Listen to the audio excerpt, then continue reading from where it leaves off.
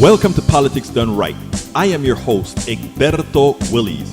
This is a progressive program that will take the mystery out of politics. This is the program that will encourage you to make sure government becomes we the people. Whether you are liberal, progressive, conservative, or otherwise, you get to air your point of view. We are an independent media outlet that, unlike mainstream media beholden to corporations, we only owe allegiance to you. Remember, you can also send me a tweet at EGBERTOWILLIES. That is at Egberto Willies. Let us engage. It is Politics Done Right. Well, folks, welcome to one more edition of Politics Done Right. I'm Egberto Willies, your host. Thank you so kindly for being a part of the show. We are going to have a great show for you today, as usual. Folks, let me tell you, it's an interesting situation, but you know how I want to start? I want to start with one little simple piece that illustrates all we need to know about this administration. I want to illustrate all we need to know about this administration, and it goes like this. Yeah, the president has said unmistakably that he wants schools to open, and I was just in the Oval talking to him about that. And when he says open, he means open and full, kids being able to attend each and every day at their school. The science should not stand in the way of this. The science should not stand in the way of this. I'm Egberto Willies, host of Politics Done Right, an independent news program. I post several news videos of interest every day. I ask you so kindly to subscribe to my channel, and please leave me some comments. Thank you very much. Okay, why did I show you that? I showed you that because that is exactly the Trump administration in a microcosm. Now, let me tell you guys something interesting.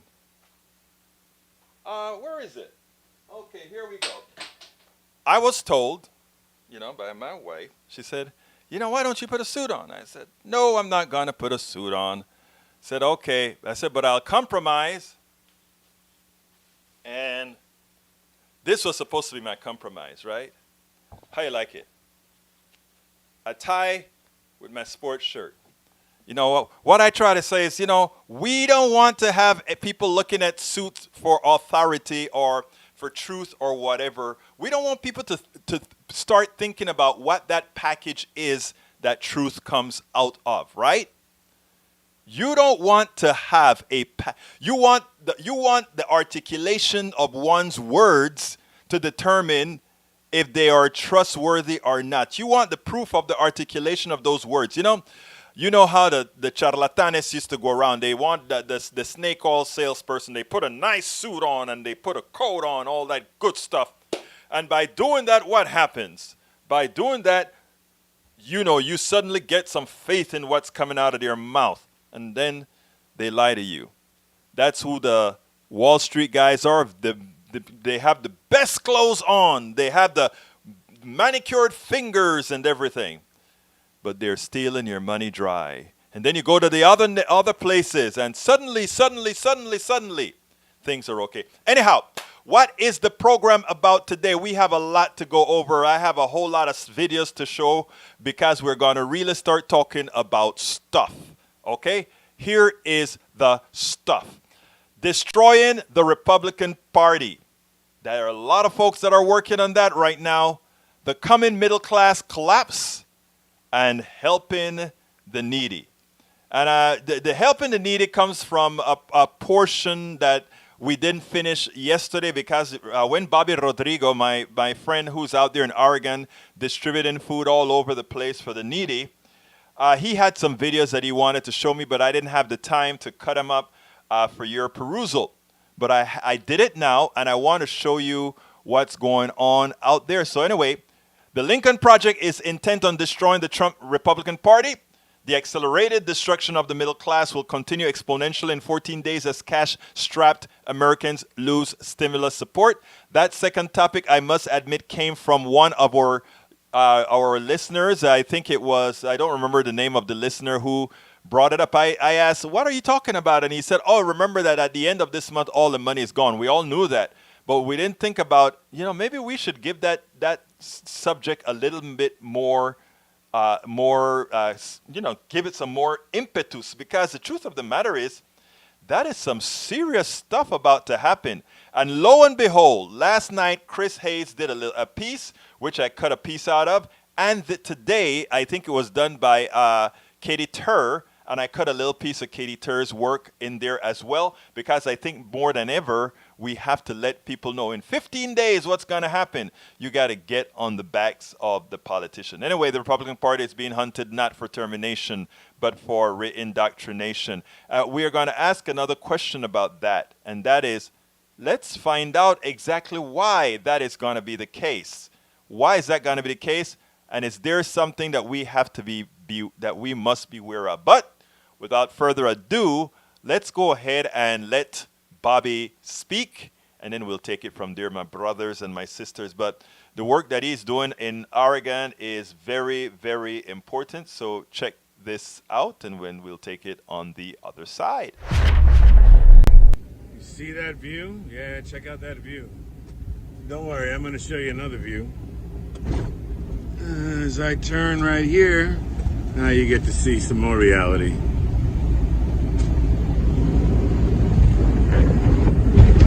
Yeah.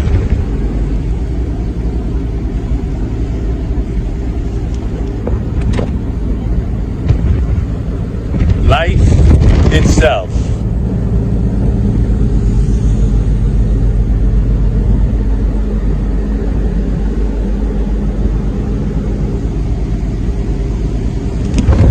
And the view is good.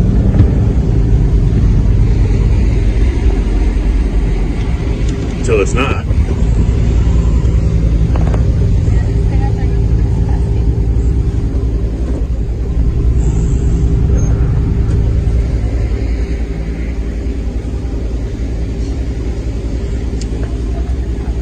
Let's see. Oh my God, it's the United States government. I can't seem to get away from it. The United States government in all its glory. Let's check it out. Yep. That video didn't start. Oh, you missed all my sarcasm and cynicism?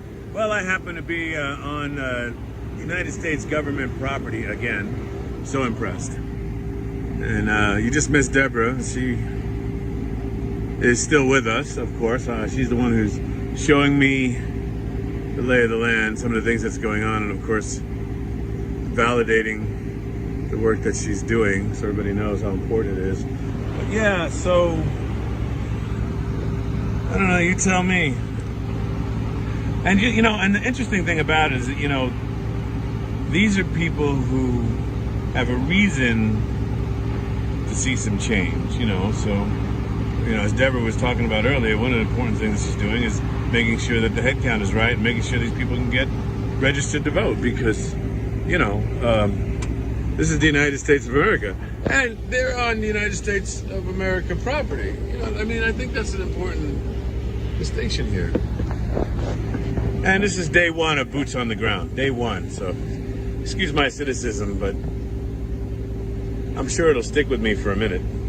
We are by the Dalles, D-A-L-L-E-S. So you see that is a dam, in case you don't know. You know, for those of you that spend more time arguing politics than actually understanding what's going on in the world, and for everybody else, that is a dam. Now, the reason that I'm showing you that is because that dam, when it was constructed, caused this to happen. Oh my God, I'm so excited. It is the United States government again.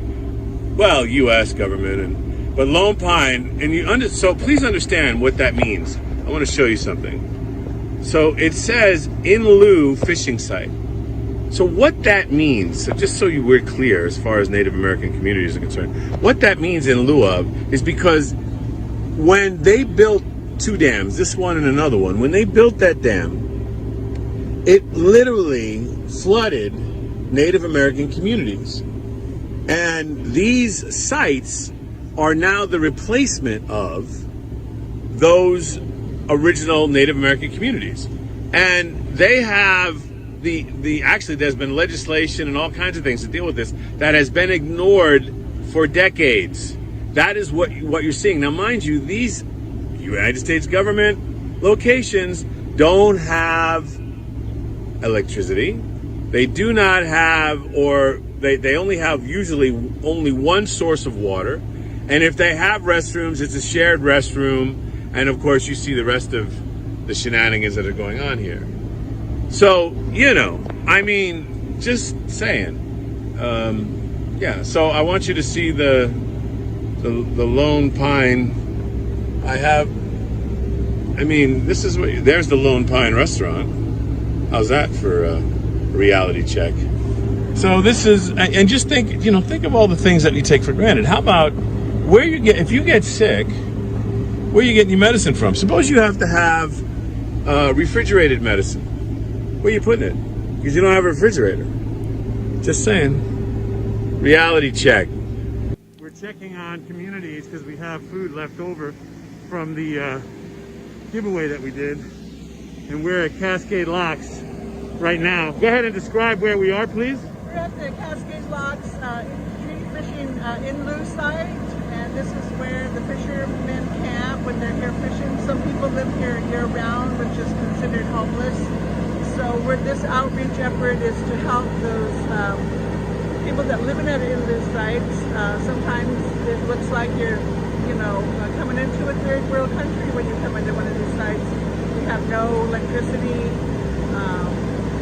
Water sometimes is not good. Drinking water. They have shared bathrooms. And so part of Inchiwana housing is to address some of those issues.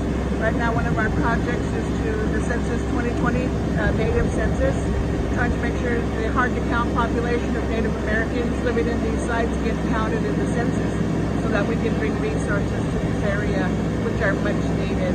So we're really thankful to all the partners that are helping us out. And we're thankful for you, Deborah. Thank you so much. You're welcome. So you heard from Deborah there. She was telling you all about what she's doing, and this is where we are. So everybody, there's your evidence. This is the real world, people. Get off of the mainstream media and step out into the community and see what's going on for yourselves. Oh, and I have a mask on, by the way. Okay, Michael Rodnan, what Bob is trying to show there is that it is different inequities and reasons behind them. They're not always they don't just happen out of the blue. These people had their homes, etc., where they wanted to build a dam. They moved them into, because they wanted to build that dam for the betterment of society, they moved those folks elsewhere. They were provided no plumbing. They were provided none of the things that, they were provided no amenities. So you get moved off the land that is supposed to be yours, and that's what happens. But this is a continuation from what Bobby did yesterday, and I promised you guys that I was going to bring it to you when I processed the video. I processed the video last night, so I went ahead and I put that out today. But anyhow, the subject at hand today, the first part that we want to discuss is we're going to talk about the Republican Party and the destruction of the Republican Party right now. Many people are concerned, right? They're very concerned that what's going on in the Republican Party right now in destroying the Republican Party right now, what is going to occur afterwards? Is this just we work together to get rid of what the Trump Republican Party is, and then all chaos again breaks loose because the new Republican Party? Take a look at what Bill Kristol had to say, and then we'll take it on the other side. Bill, if our poll called you up and asked you, do you consider yourself a Republican, would you still put yourself in the Republican column, or have you left the party? Yeah, I don't know. We don't have state registration, party registration here in Virginia, as you know, Chuck. So I get to just say I'm going to take an election at a time. I think I said at some point that I'm a Democrat for 2020. I think it's very important that Trump loses. I think it's important that Biden wins. And I do think it's important that the Trump enablers at the federal level also lose. So I'm on board with a Democratic victory in 2020. I can imagine voting Republican in 2022 if it's a non-Trumpy Republican Party, but that's a huge question, obviously. Well, you know, what was interesting about your piece is this, you sort of admit that you may not be, let's say you succeed, right? You've been part of this campaign of Republicans who essentially left the fold to figure out how to defeat Trump, get Trump out of the party, right? Treat Trump as a cancer, see if you can cut him out. If you succeed, you don't expect to be invited to the, okay, how do we rebuild the GOP meeting. Is that a healthy thing for the party or not? I don't really expect to be invited. In a funny way, I don't want to be invited. Honestly, I was a bunch of these senators who've gone along with Trump and all of his assaults on democratic norms and these policies that you described so well in the first half of this show that are killing Americans, and governors who've been intimidated by Trump into incredibly foolish policies and reopening their states and bars and everything, and then not even overturning local ordinances, banning masks. I mean, I don't really want to go to a meeting with those people. And so part of me thinks it may well be a lost cause, and it may deserve to be a lost cause, the Republican Party. Again, not because its views are necessarily off from that of a majority of Americans. Majority of Americans could be wrong. It's good to have a party with minority views, but because they've been complicit in this actual administration and in the kind of governance we've had from the Trump White House, which has been such a disgrace, I think. On the other hand, it would be unhealthy for this party, for this country, to have two major parties, one of which I think continues in this nationalist, populist, sort of authoritarian, demagogic way. Right. And so you hate to say, well, I'm just walking away because, I don't like it and I disdain it. And I think it's really a bit of a disgraceful performance, but it would be healthy if we could have a healthier Republican Party. But wishing doesn't make it so. So that's where I go back and forth, and I think it's maybe there'll be a new center. Maybe we can work with centrists from both parties. I really don't know. I do think for the short term, i.e. this year, Trump and the Republican Party that has enabled him and the conservative movement that has rationalized what he has done need to be held accountable. That last statement is very, very important. The people in the past Republicans that are saying it is not only Donald Trump we're out to get, but we're out to get the senators and Congress people that supported Donald Trump, and we're out to get also the establishment, meaning the moral majority and the evangelical leaders that became sycophants of Donald Trump. We're out to get them all. It's a purging.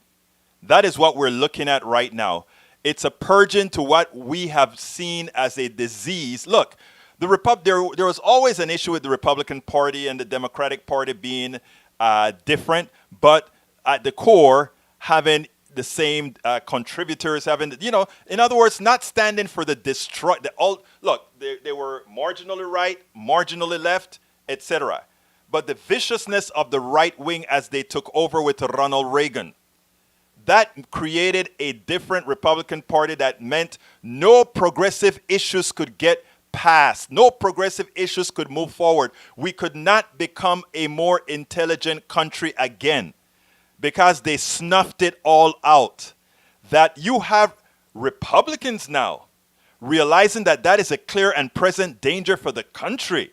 The dumbification of the country actually is for the destruction of the country. For some of these guys to finally realize that.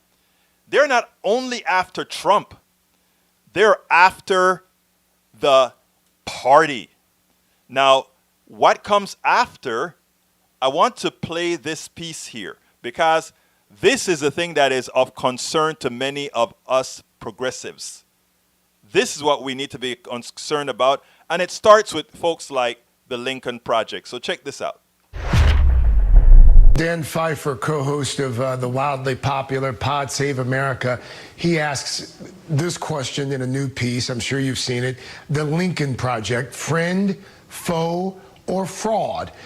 There is this kind of strange alliance right now between anti-Trump Republicans and Democrats.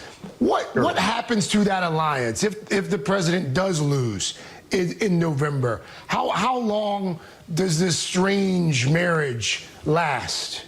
Well, Craig, I mean, look, pal, we burned our boats and our bridges when we did this. There's no going back here. And when we announced what we were doing, we said we wanted to be part of a grand coalition that dispatched Trump and Trumpism. Well, people forgot about the Trumpism part. And that includes these senators who, out of cowardice or careerism, self-subjugated themselves to Donald Trump. And if we're so fortunate that we can get rid of the main zombie, there's still all these other zombies that are going to be roaming around the body politic. People like Tom Cotton and Josh Hawley, and these MAGA governors in Florida and Texas and Georgia and Arizona, for example, who were so afraid of offending the president that they were literally willing to sacrifice their citizens as opposed to doing the right thing in terms of the COVID pandemic. So we're not going back. We have a lot of work in front of us. I understand why some groups would be anxious or nervous that we're going to somehow turn on them. But do they honestly think that after trying to dispatch Donald Trump and taking on our own senators that we would go back to Donald Trump Jr. or something? I mean, what the hell? We're here. I'm Egberto Willies, now host of Politics Done Right, an independent news program. The idea is, let me just tell you, see what Weaver just said? I want you to first know this and know this right away. Don't believe it, all right? First of all, don't believe it. Let's just be smart. These guys are going to be very helpful in purging the Republican Party. But when the Republican Party is reconstituted with the old guard, much of the things that they support are diametrically opposed to what true progressives support. But it's a healthy fight. It will be a healthy fight. What I don't want to occur is that when the Republican Party has been purged, that somehow we think we are ideologically symbiotic. We are not. In other words, one side believes that the corporate state is benevolent, and the other side believes that a social state is benevolent. And you're going to have people say, oh, you said social state, socialism, communism. Nope, that's not what I'm talking about. Whenever one talks about a social state, one talks about humanity coming first. And what do we mean by humanity coming first? We decide how we want to build our society. We want people to only work 30 hours a week, let's say. We want people to be able to take 3 weeks of vacation every year. We want people to be able to go to the doctor without having to come up with a whole bunch of pay, etc. We want people to know that their kids, if they want to go to work, has a place to stay, and if they and that would be subsidized. We want people to also know that if they want to start a company or whatever, their health care is not somehow tied to a company who makes them, in effect, an indentured servant or, at worst, a slave to a corporation. So we decide the things that we want first as humans, as a society. And after we decide what we want within a society, the corporations are built around that.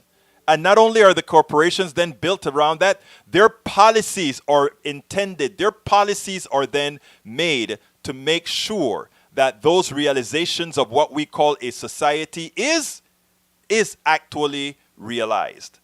So what I'm saying is, just like every engineer takes the different outputs from scientists, massage it together, put it together, and create something of value to society, we are saying we're going to take all those inputs of humanity, what we want from humanity, and then we're going to say, now that these are the things that we want, all corporations that are there in existence will fall within these realms. Then the costs of products and all those things will have all those things priced into it. Let me give a good example. People say, oh, how can that happen? Then the price of gas is going to, the price of gas is going to go up. And let me give an example, okay? Right now, corporations are asking you to pay the price of the spoils that go to the shareholders and that goes to chief executives and the high paid people. What do I mean by that? Let's use Pasadena, Texas as an example. Pasadena, Texas is where you have a whole lot of refineries out there. Big money makers, big refineries for all these corporations, and the spoils don't go to the guy who is risking his life in the tank. Many of them die in the tanks, okay? The spoils don't go to all these people. Let me tell you where the spoils go. They go up the ladder.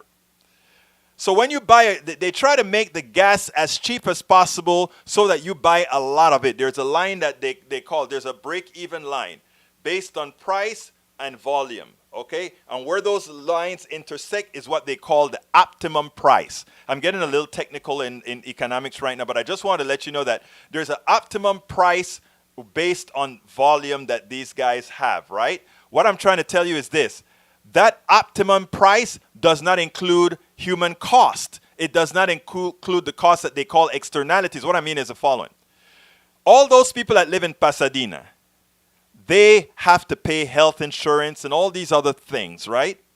But their health insurance is probably higher and they have larger doctor bills and their kids have asthma and all these things because to produce gas at that particular price, they let go benzene into the air, into the ground. They let go MBTs into the water supply. All those things make you sicker. And in making you sicker, your cost of life and your benefits from life increase. So you are subsidizing. You're not paying it in taxes, but you're paying it in subsidies to the corporations to let those executives make more money. That is what's happening right now. In this state that I'm talking about now, where we say we create a state where we decide how we want to live first and then have the corporations act around it to live within those conforms, what happens then? If you have Medicare for all, so the cost of your health care is no longer dictated by you haven't been living next to that corporate place that's polluting or whatever. If they screwed you by polluting you, it doesn't matter because what then happens is, actually though, a masticator, money is created by magic. So in as much as you think that's a fairy tale, that is money, magic. But we'll talk about that on a different day when we talk economics. You see, that is the thing that people don't want you to know. They don't want you to know how things work. So they make you think that, oh, that is so silly. What he's saying is so silly. And they're basing what they're telling you on your own ignorance, right? Because you don't know. But that's why we have politics done right, and that's why we have a lot of smart people in this room that will answer that question to you about money being a magic cash fairy tale. I bet you somebody's going to answer that question before I get to it, because I got a whole smart bunch about folks in that room. Anyhow, so that is what I'm saying when I talk about let's first create a society and what society is going to be, and then the corporations, the companies must live within that domain. And given that things like healthcare and all of that is no longer attached to corporations, it means even little mom and pop shops, even little mom and pop shops can now exist because their employees are covered by health insurance.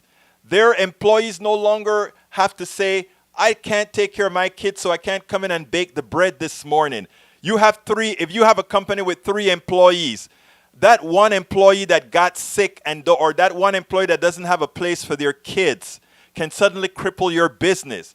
In a society that cares about you, you don't have those problems anymore. Why don't you? Because again, that employee will never have to worry about childcare because as a society, we understand a functioning society that is efficient, those things make up a part about it. Now, I'm going to show you something because I want you to I'm going to first show you the piece from last night from Chris Hayes. And then I'll show you the piece from Katie Tur, because that put it into better perspective. So let's start with the piece from Chris Hayes. I feel like people in Washington aren't talking about or thinking about as much as they should be the expiration of these extra unemployment benefits. You're absolutely right. You shouldn't feel that way. You should know that way, because if they were so concerned, how is it possible they've left it until well into the second half of July to begin debating what's going to happen when these benefits run out at the end of the month? They're right. What they're talking about there is the imminent expiration of a bunch of coronavirus relief fund benefits, particularly $600 a week of extra unemployment. But we should be a little more precise. It's not people in Washington who have waited until the middle of July to talk about this. It's Republicans, the White House, Senate Majority Leader Mitch McConnell, and the Republican Senate. 2 whole months ago, House Democrats passed a $3 trillion coronavirus relief bill. Mitch McConnell declared it dead on arrival. The president threatened to veto it. And basically the message back then from the White House and Republicans was, we're done. So now we have 15 days before people lose their additional $600 weekly unemployment benefits. Everyone loses it. Tens of millions of people across the country at once. Keep in mind that more than 1 million people filed for unemployment just last week. And in 9 days, the federal eviction moratorium also comes to an end, which could, according to at least one expert, leave 28 million Americans homeless. So yeah, the time to act was months ago. I'm Egberto Willies, host of Politics Done Right, an independent news program. I post several news videos. Now, that was pretty clear. People are going to be in trouble. And by the way, I don't remember the caller who went ahead and told me, hey, what about the end of the month? It's going to be a crisis at the end of the month. And yeah, we all knew that, but he actually gave an urgency on it on yesterday's show that I thought necessitated us talking about it today. And luckily, Chris Hayes had a piece on it. But the most important piece, I think, came not from Chris Hayes, but it came from Katie Tur. Katie Tur associated what's going on down below with the middle class, but what has been happening with the stock market. Her piece was tops. Check this out, and then we'll take it on the other side.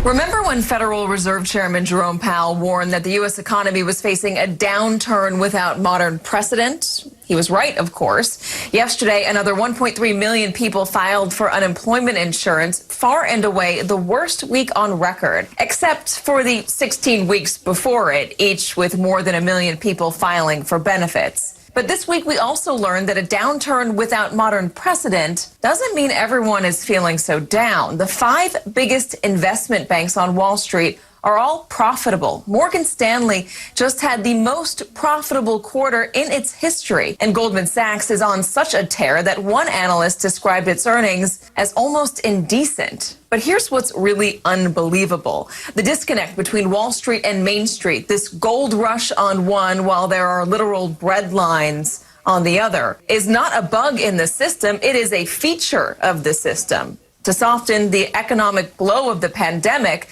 the Fed flooded the economy with cheap cash and very few strings attached. And it's clearly working for the banks. But it may be about to get a whole lot worse for everyone else. At the end of this month, millions of Americans are slated to lose the extra $600 a week they've been receiving as part of the CARES Act, money that has been a crucial lifeline. To his credit, Chairman Powell has called on Congress to do more to provide relief for out-of-work Americans in April, and again in May, and again in June. If that money runs out while the virus keeps surging, eventually everyone hurts, and maybe even that'll turn to the banks. With me now is Sheila Cole-Hatkar, staff writer at The New Yorker. How is it that you can have Morgan Stanley posting its most profitable quarter on record, and as one analyst put it, Goldman Sachs can have indecent earnings, while on the other side of things, you can have millions of Americans going to food pantries? One thing that's important to remember is that the stock market, much as President Trump likes to brag about it, the stock market is not an accurate reflection of the economic health of Main Street America. And the people who tend to benefit the most from a rising stock market are corporate executives, investors in big investment funds like hedge funds. And while there are many Americans with money invested in retirement accounts, usually that does not translate into food on the table. So they're really not reflecting the same world. The unemployment benefits, the extra $600 runs out at the end of the month. There is more urgency around potentially extending that. The president is talking about how he wants a payroll tax cut included. Would a payroll tax cut help average Americans? Payroll tax cut, which the president has been talking about since the beginning of this, it's a little controversial because it only helps people who are employed. And a lot of economists believe that in a situation like this, an unprecedented sort of across the board economic collapse, you need to get cash into people's hands. How much did that tax cut that the president and Congress passed a couple years ago have to do with this widening gap between the very rich and the middle of America? Although they had promised that there'd be this sort of trickle down effect of that big corporate tax cut, it did not really translate into benefits for average families. And quickly, if you can, if that $600 benefit runs out and is not re-upped, what is that going to mean? It's going to mean a lot of economic pain for individuals across the country. And of course, individual state unemployment benefits may still be available, but in many cases, it's not enough. And that is going to make this economic crisis worse, not better. And let me tell you, it's not only going to make it worse, but it's going to cause a lot of other businesses to fail.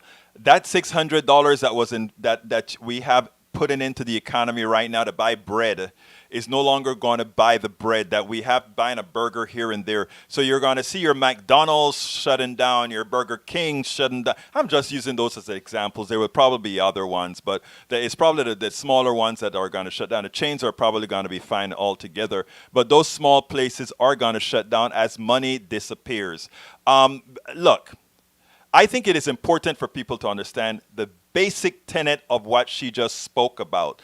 The basic tenet of what she just spoke about is, think about it. Our economic system points out something.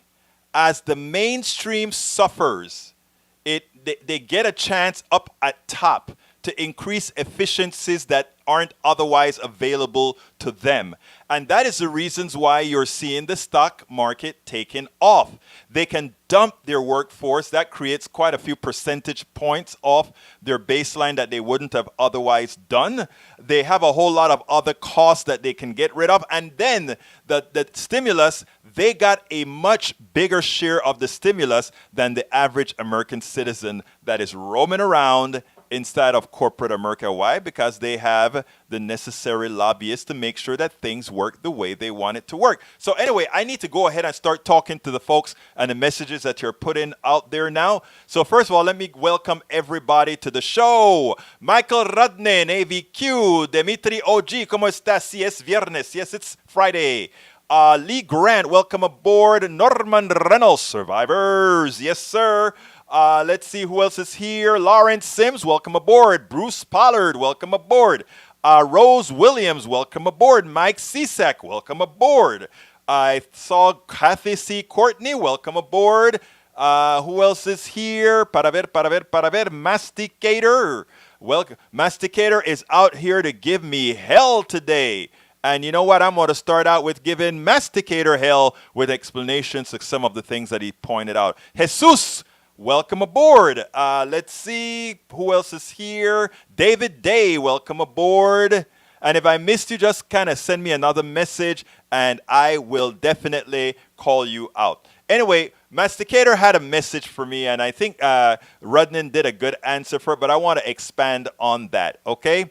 The Masticator said, no, I don't want to use that one yet. Masticator first says, you know beans are created by magic, the magical fruit. He's talking about, he decides that he wanted to talk about how that shouldn't occur there. He wants to talk about somehow, I'm advocating creating money out of nowhere. To which I say, Masticator, you are right. I want the government, which is a sovereign entity, in order to keep our economy going, to create money. Yes, I want that. But Egberto, that is inflationary. Remember in Germany when they had to bring buckets of paper to buy a loaf of bread. I'm going to explain that to you in a minute because I think I've explained this over and over again, but it seems like we have a whole lot of new viewers all of the time. So we need to, all of us need together, compositely, to explain that. Look, the only way you get inflation, first of all, money is not real. Money is created by some sovereign entity. And in the case of the United States, we're a big country. We create money because people are willing to accept our tender for as a means of exchange. All right? Now, here's a magical thing about money. Money can only be inflated if people don't want it and you have to give more of it for them to take it. And the only reason you have to give more of it is if you have something called scarcity. In other words, if I have a whole lot of hamburgers to sell, and what's going to happen is the price of those hamburgers, because there's some X amount of money out there, in order for me to get rid of all that hamburgers, I have to make sure that I don't have more hamburger, or rather, if I have too much hamburgers, there's not enough money to buy it. So I throw more money out there so that there's more money to buy the hamburgers, because the price of the hamburger is going to keep falling. It'll keep falling, right? So what you have to do is, we can inflate the money supply as long as there are products to buy. If there's not a shortage of products, we can keep inflating the money supply. And you know how we know that this actually works? Guess how we know this actually works? Because the government has been doing it for corporations for some long time. They just didn't tell you about it. And human love solidarity, I'll tell you a little bit about that $1 trillion debt in a little bit. It never has to be paid, actually. But here's the thing. Here's the funny thing about it. You have a lot of people when they hear things like quantitative easing, it sounds fancy. But it's effectively saying the government has been printing money in the gazoo for, guess who? For the corporations, for the bankers. Quantitative easing made these bankers could expand the money supply at will almost. Quantitative easing, look it up, my friends. Quantitative easing. Another thing is the repo market. Every single time, every night, banks have to make sure that their books balance. Many times they don't have the cash to balance their books, so they have to take out an overnight loan. That overnight loan is usually made between banks. That money, or rather the interest rates on that loan started to skyrocket up to 10%. The government didn't want that because it'll freeze the credit markets. So what did they do? The government threw out the loans for these guys. They expanded the money supply. They expanded the money supply. Not for you, for all the corporations, for the bankers. They didn't tell you about that. They didn't tell you the trillions that was going into doing this. Now, my friend, and by the way, folks, if you want to support the show, we do important work. We tell people, if you're on YouTube, you can just click on that $ and give us a super chat. And if you want to support us, become subscribers to what we do. A lot of heavy lifting, a lot of heavy work, a lot of research. Just go to politicsdoneright.com/Patreon and become a Patreon. Patreon is spelled Patreon. Actually, I'm going to put those links in there right now because we really need your support to continue doing what we're doing here. So here, if you want to support us, right, go ahead and go to patreon.com. Not Patreon. Go to politicsdoneright.com/Patreon. I just put that into the link. And if you want to become a subscriber via Facebook, you just go to politicsdoneright.com/Facebook. If you want to support us via PayPal, you just go ahead and do that at Oh, thank you so kindly, Human Love Solidarity. Thank you for your super chat. You are a wonderful person, and you are supporting something that is very, very important. You can also shop at our store, and here it is for our store, which is politicsdoneright.com/store. Anyway, going back to the trillions that we say we leave as debt to our kids, right? I always say that as well. I normally say those words as well. But let me tell you what it is deep down on the inside that I know. that is debt that never has to be repaid. That debt can be repaid ultimately with inflation. If we have if during times of crisis, we blow up the debt, and during times of not having a large crisis, we don't have to pay the debt off. We just have to pay the interest on that debt, right? And as we pay the interest of that debt, and as we inflate, as we have inflation, that debt becomes such a small part of the totality of the economy, it's inconsequential. We can call it the moderating force of capitalism. A lot of people don't understand these concepts. They lie to us a whole lot to give us a false sense of scarcity. And what that false sense of scarcity is meant to do is to force you to work as a slave. In other words, they want you to continuously be at a discount to the corporation. And what do I mean by they want you to work at a discount for the corporation? It goes as follows. If you are always in fear of your job, if you are always in fear of getting paid what you are worth, then you will work for a lot less than you are. You'll work for a lot less than you are worth. And if you work for a lot less than you are worth, that is called giving away your excess labor.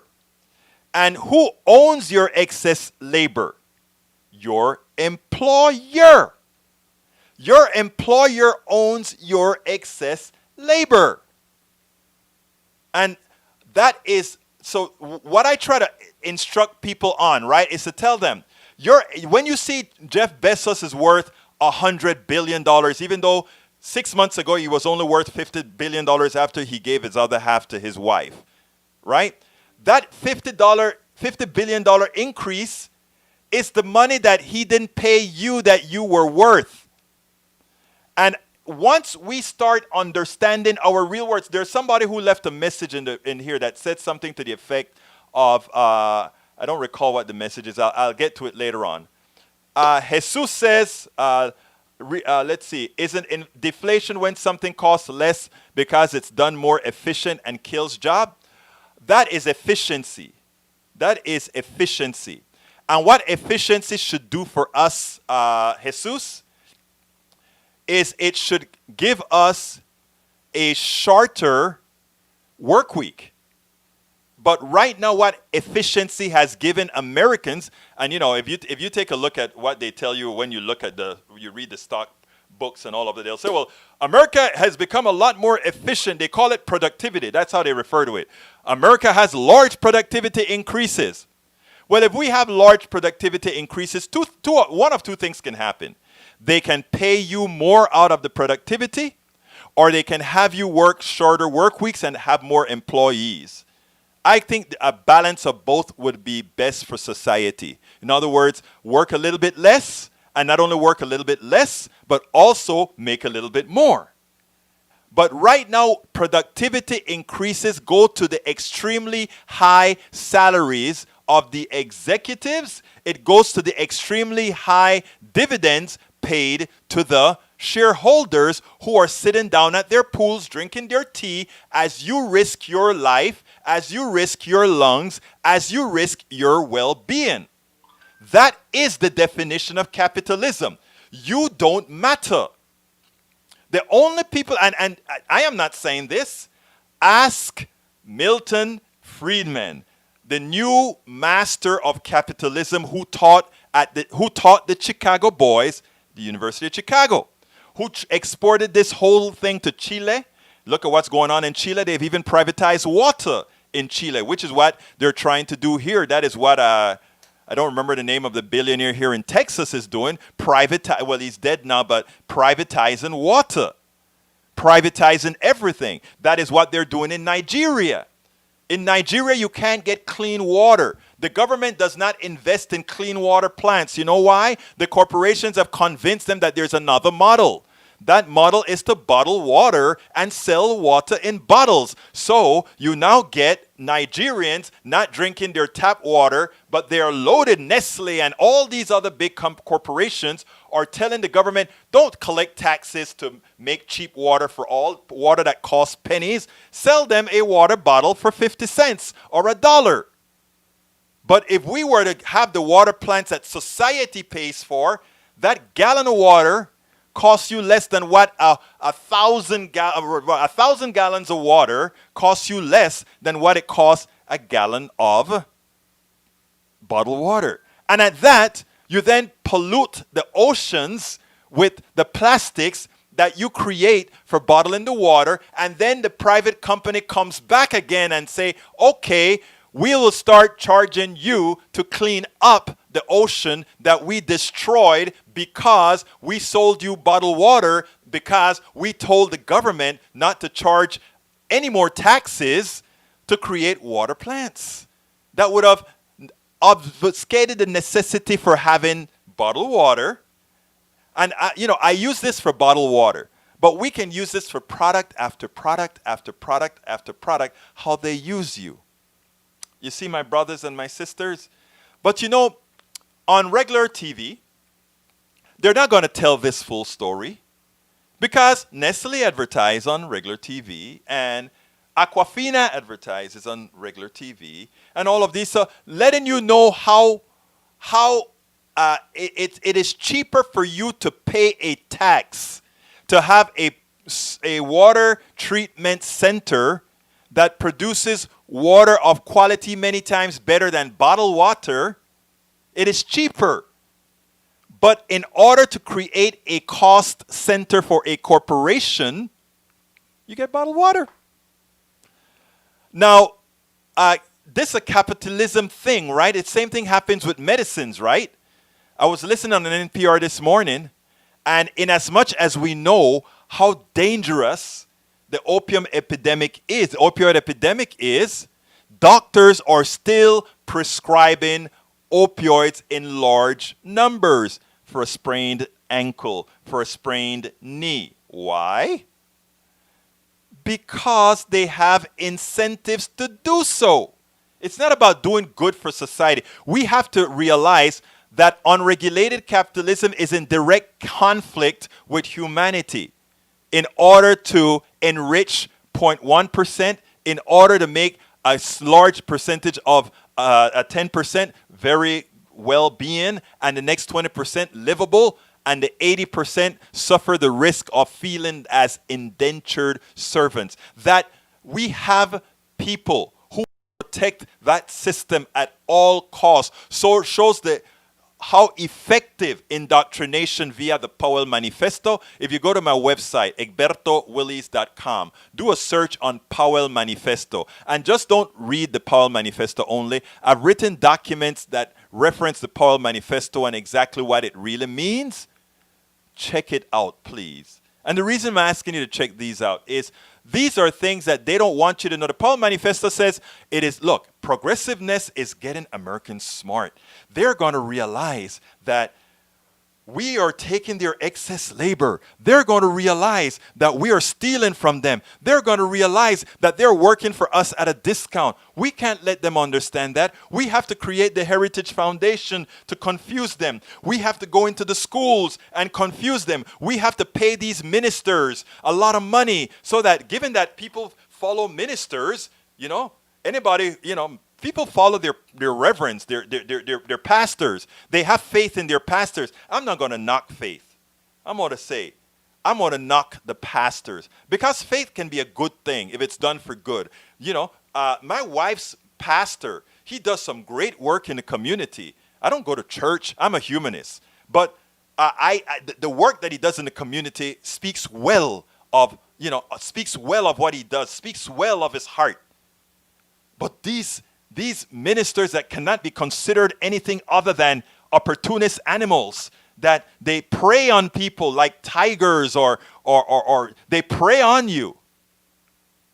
Thank you very much, Michael Redden. Those people are the ones that we really have to be cognizant of, because they are following the tenets. When the Powell Manifesto said we have to get into the schools, we have to get into the churches, we have to get into all these places so that we can confuse, so that we can lie to, so that we can do all these things to make you work against your own interests. Brothers and sisters, that is why we do. That's why I do what I'm doing here. That is why I do, and that's why we do what we're doing. When you see a Bobby Rodrigo going around the country, it's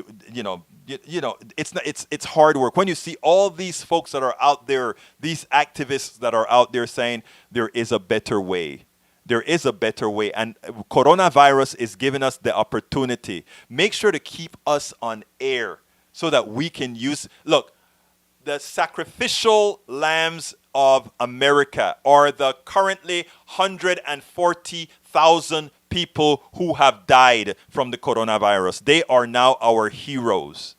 They have given us a platform necessary to show America what lack of health care means, what lack of leadership means, what putting capital ahead of humanity means. A whole lot of that 140,000 people that are dead didn't have ventilators because we, in as much as we had a stockpile of them and we had the contracts to build them at $3,000, Donald Trump made sure that we had to buy them at between $25,000 to $50,000. In as much as we had a whole lot of things that could have mitigated the coronavirus like many other countries had, we didn't for the sake of our economic system to enrich a few.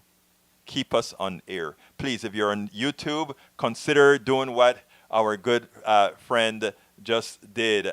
Human Love Solidarity. Give us a super chat if you have the wherewithal to do so. If you have the wherewithal as well, please become a Patreon.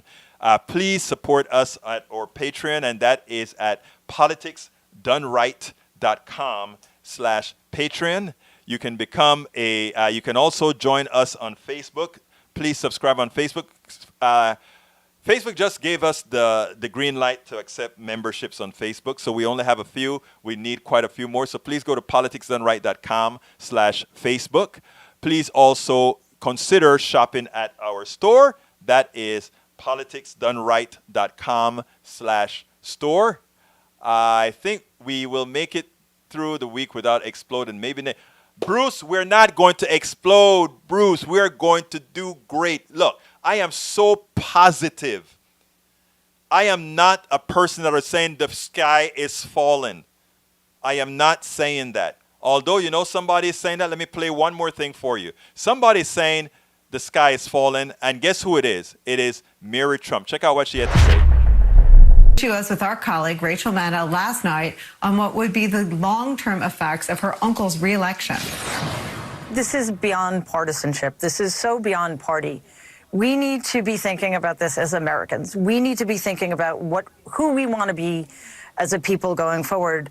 So continuing along this path, which is exactly what would happen if Donald were to be elected in 2020, would, I absolutely believe, be the end of the American experiment. I do not believe there's any coming back from this.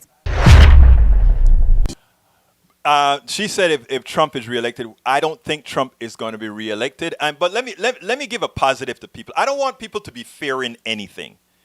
Look, I am at this a long time, through Bush, through all. Look, let me tell you something, guys.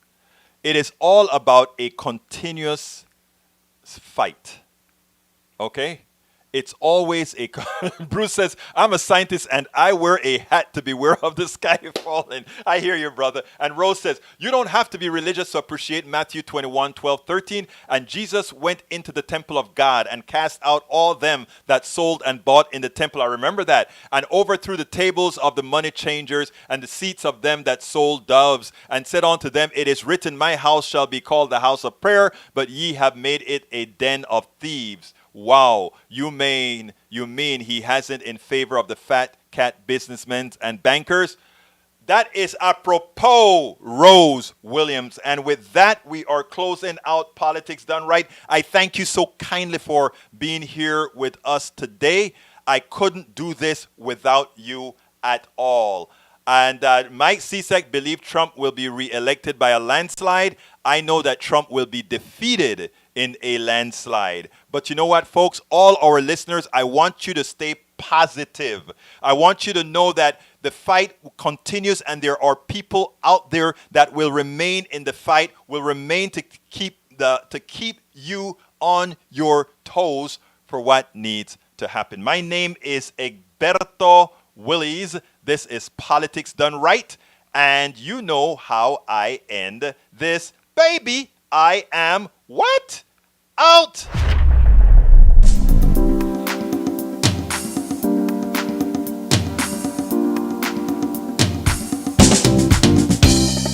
Welcome to Politics Done Right. I am your host, Egberto Willies. This is a progressive program that will take the mystery out of politics. This is the program that will encourage you to make sure government becomes we the people. Whether you are liberal, progressive, conservative, or otherwise, you get to air your point of view. We are an independent media outlet that, unlike mainstream media beholden to corporations, we only owe allegiance to you. Remember, you can also send me a tweet at EGBERTOWILLIES. That is at Egberto Willies. Let us engage. It is Politics Done Right.